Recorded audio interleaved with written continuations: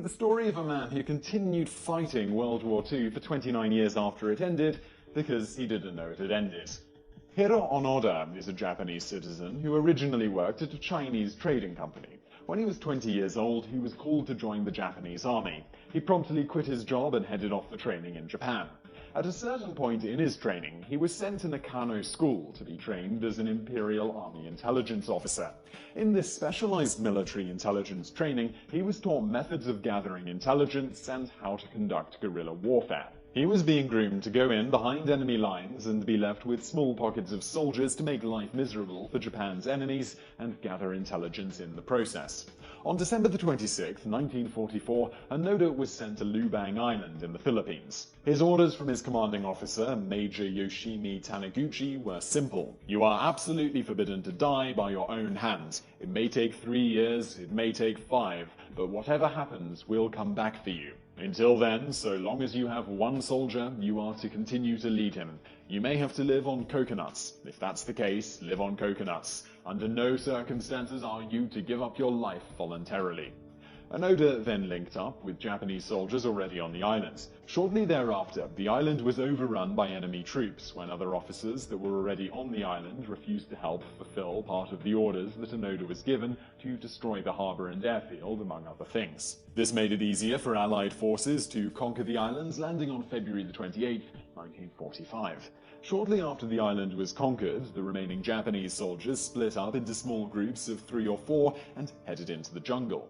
Most of these small groups were quickly killed off. Onoda's group, though, consisting of himself, Yuichi Akatsu, Tsuyoshi Shimada, and Kensichi Kozuka, were not. They continued to use guerrilla warfare tactics to harry the enemy troops as best they could, while strictly rationing supplies, including food and ammo, as well as supplementing their small rice rations with bananas, coconuts, and other food from the jungle. Occasionally, they'd also perform raids on local farms when they could manage it. In October 1945, after another cell had killed a cow from a local farm for food, they came across a leaflet from the local islanders to them saying, "The war ended on August 15th. Come down from the mountains." The few remaining cells discussed this leaflet extensively, but they eventually decided that it was Allied propaganda trying to get them to give themselves up. They felt that there was no way Japan could have lost so quickly since the time when they were deployed. Indeed, this would seem strange to anyone who had no knowledge of the atomic bombs dropped on Hiroshima and Nagasaki. Also, one of the cells had been fired on a few days before, and they felt that this wouldn't have happened if the war was really over. Near the end of that same year, local islanders, fed up with being shot at and raided, got a Boeing B-17 to drop leaflets all over the jungle. These leaflets had the order to surrender printed on them from General Yamashita. The few remaining cells once again scrutinized their leaflets to try to determine their authenticity. In the end, the wording on the leaflet pertaining to the method with which they would get sent back to Japan seemed fishy to them, largely because the wording made it seem that Japan had lost, something they couldn't fathom, and which was a big problem in their willingness to accept the war ended. If Japan had won, then they would come and get them. Japan couldn't lose, so the war must still be going. So, once again, they believed that it was the Allies, tired of successful guerrilla tactics, trying to trick them into surrender. When this didn't work, more leaflets were dropped with newspapers from Japan, photographs and letters from the soldiers' families. Delegates were even sent from Japan and went through the jungle, speaking over loudspeakers, begging the soldiers to give themselves up. In every case the cells encountered, there was always something suspicious in their minds about the way it was done to cause them to believe it was an elaborate hoax by the Allied troops. Years passed in the jungle, with these 4 soldiers continuing to perform their sworn duty of harrying the enemy at every opportunity and gathering intelligence as best they could. At a certain point, when most everybody they saw was dressed in civilian clothing, they began thinking that this too was a ruse from the Allied forces to lull the Japanese guerrilla soldiers into a false sense of confidence. They considered the fact that every time they fired on these supposed civilians, shortly thereafter search parties would arrive hunting them. Over time, they had gradually let their solitude twist their minds into thinking everyone was an enemy, even their own fellow Japanese who would occasionally come to try and find them and get them to come home. These, in their minds, were Japanese prisoners forced to come and lure them away from the safety of the jungle. After about 5 years in the jungle, Akatsu decided he would surrender, but didn't tell the other 3 soldiers. So, in 1949, he slipped away from the others and after 6 months alone in the jungle, was able to successfully surrender to what he thought were Allied troops. Because of this event, Onoda's cell became even more cautious and went into deeper hiding and took fewer risks as they viewed the Capsule leaving as a security threat. What if he was captured, they thought. After about 5 years, another of the small group, Shimada, was killed in a skirmish on the beach of Gontin. Now there are only two, Onoda and Kazuka. For about 17 more years, the two lived in the jungle, gathering intelligence as best they could, and attacking what they thought were enemy troops whenever they could risk it. They were still convinced that eventually Japan would dispatch more troops, and they would then train those soldiers in guerrilla warfare and use the intelligence they had gathered to retake the island. After all, their orders were to stay put and do as they had done until their commanding officer came and got them, and their commanding officers had promised to do so, no matter what. In October 1972, after 27 years of hiding, Kazuka was killed during a fight with a Filipino patrol. The Japanese had long thought he had already died. They didn't think he could have survived so long in the jungle. But now, when they had Kazuka's body, they began thinking perhaps Onoda was also still alive, even though he had also long since been declared dead. The Japanese then sent a search party to try to find Onoda in the jungle. Unfortunately, he was too good at hiding with 27 years of practice. They could not find him, and Onoda continued his mission. Finally, in 1974, a college student, Nario Suzuki, decided to travel the world.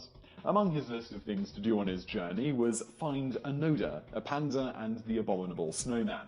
He traveled to the island and trekked through the jungle for signs of Onoda. Shockingly, where literally thousands of others through the last 29 years had failed, Suzuki succeeded. He found Onoda's dwelling place and Onoda himself. He then proceeded to try to convince Onoda to come home with him. Onoda refused. His commanding officers had said they would return for him no matter what. He would not surrender nor believe it was over until they returned and ordered him to do so.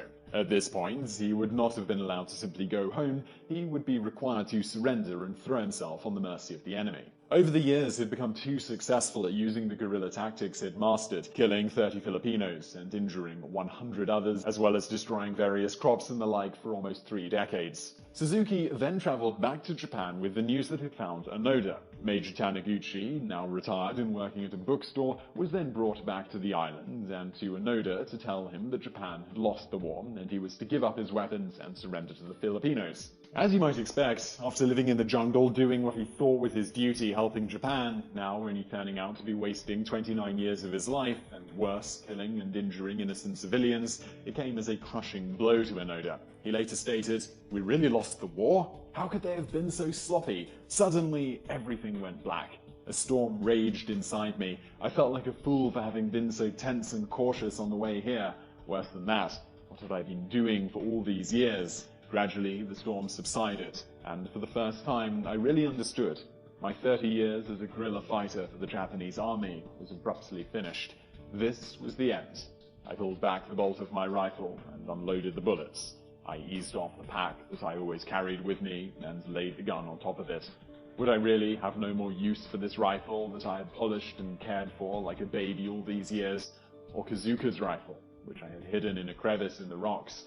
Had the war really ended 30 years ago? If it had, what had Shimada and Kazuka died for? If what was happening was true, wouldn't it have been better if I had died with them? On March the 10th, 1975, at the age of 52, Onoda, in full uniform that was somehow still immaculately kept, marched out of the jungle and surrendered his samurai sword to the Philippine president, Ferdinand Marcos. Marcos, in a very unpopular move in the Philippines, but immensely celebrated in Japan, pardoned Onoda for his crimes, given that Onoda had thought he was still at war the entire time. Onoda temporarily returned to Japan, but was unhappy that many of the traditional Japanese virtues he cherished, such as patriotism, were virtually non-existent in the culture. Indeed, in his view, Japan now kowtowed to the rest of the world and had lost its pride and sense of itself. So he moved to Brazil and used his back pay to buy himself a ranch there, and he eventually married.